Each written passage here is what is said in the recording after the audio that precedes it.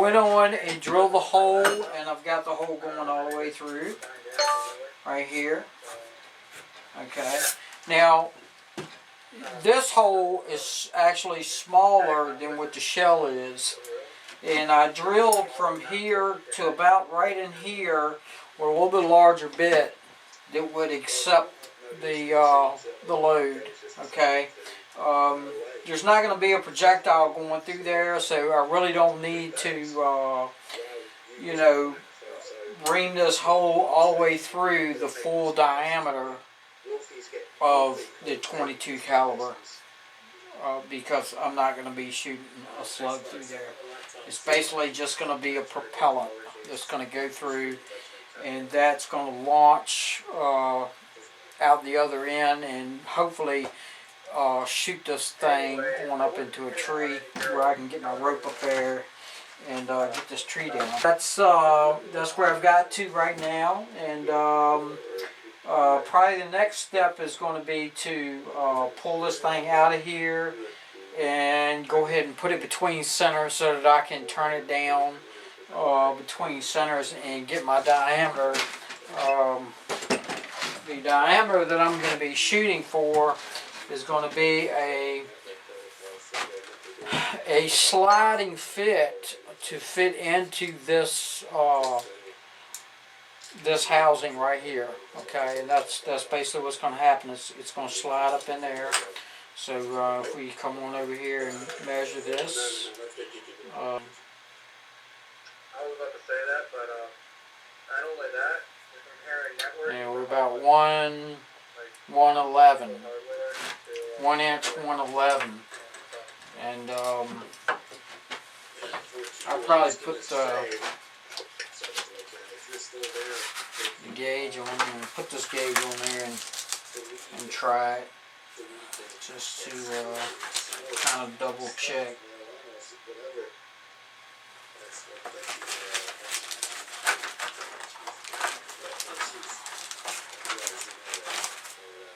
Just to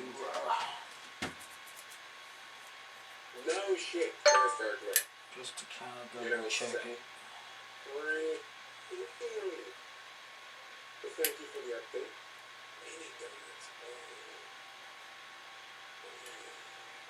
Okay. I'm going to go ahead and put the guesstimeter on there and see. What's in the weed that causes you to have munchies? What is it? Let's see, now I'm measuring 1150. We're right in the ballpark there. So anyway, basically what I'm going to do is I'm going to chuck this up between centers, go ahead turn it on down to fit inside this housing, and then we'll get on to the next step. Okay, so at this point in the game, I've got it chucked up in between centers, and pretty much just cutting it down to size.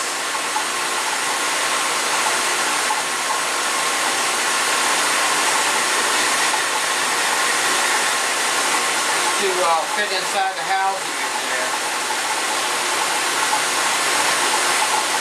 And the original size was 1.5 inches. And I'm going to take it down to 1.120.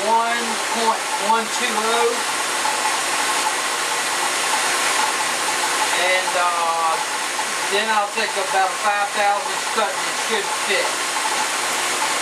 Once I get it down to the 120, I'll pull it out and check it and see how far off it is, and we'll shoot for our mark.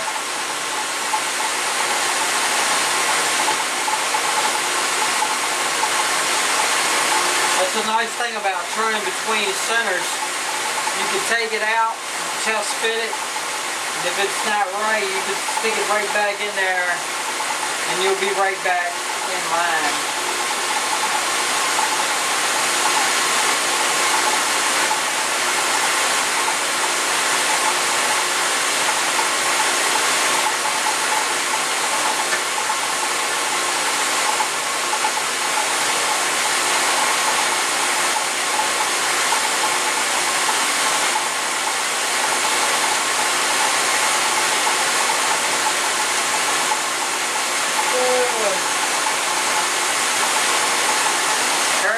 wait.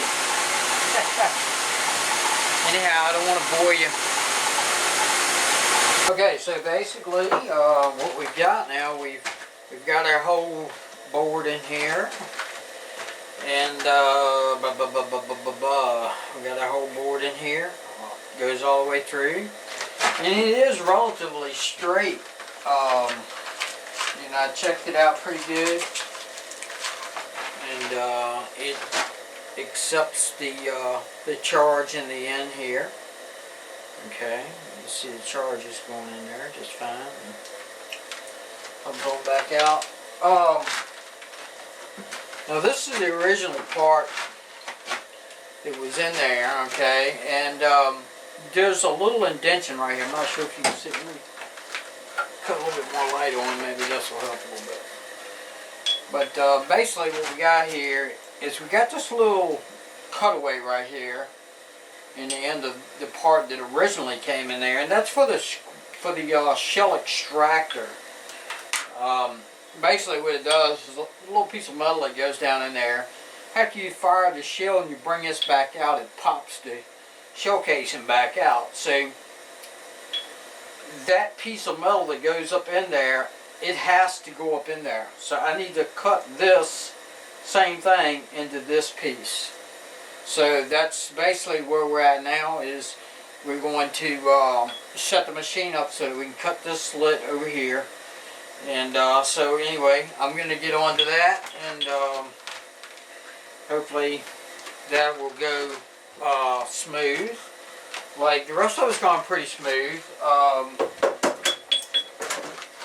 We've got a pretty decent fit. The barrel, it goes right on down in there. It's like it's supposed to.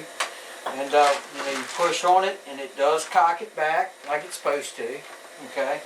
And we're going to build something that's going to actually, when you pull this thing back, to keep it cocked so that you can fire it. But first things first. So we got a nice fit in there. Very good fit. Nice smooth action. It's coming along. It's getting there. So at this point, I'm still headed in the same direction that I was in. That I'm going to use this device right here to actually, trigger and fire the mechanism. I had given some thought to changing things up a little bit, but I just, at this point in the game, I'm going to continue going the direction that I'm going. So when I do a project, sometimes my projects take left turns, right turns, and U-turns. But hey, it is what it is. It's all an adventure. So right now what I'm going to do is probably change things up a little bit, and maybe put the milling attachment on the Craftsman Atlas, and we'll do a little bit of milling. So alright, so I want to kind of give you an update. I needed to cut the slit, and so what I come up with, I found this saw right here. Back in a pile of stuff that I had, a bunch of old tools I had, and I found this this piece of go-kart axle, and it just happened that it's the same diameter as this this cutter wheel here. So I cut a piece of square stock and stuck in this keyway right here, and basically what I'm going to do is turn two collars to go up against here with set screws to tighten it down and hold this straight, and then I'm just going to put this in here either between centers or chuck it up, put it in the 3-jaw and put a live center on the other end there, and try to do my cut with that, because as it turned out, this cut wheel is the exact diameter. It cuts the exact slit that I need. I mean, it really couldn't fit no better. So anyway, that's the way that I'm gonna go about doing it. Everybody has their own little way of doing things, and this is seemed like the easiest way to go about doing this one.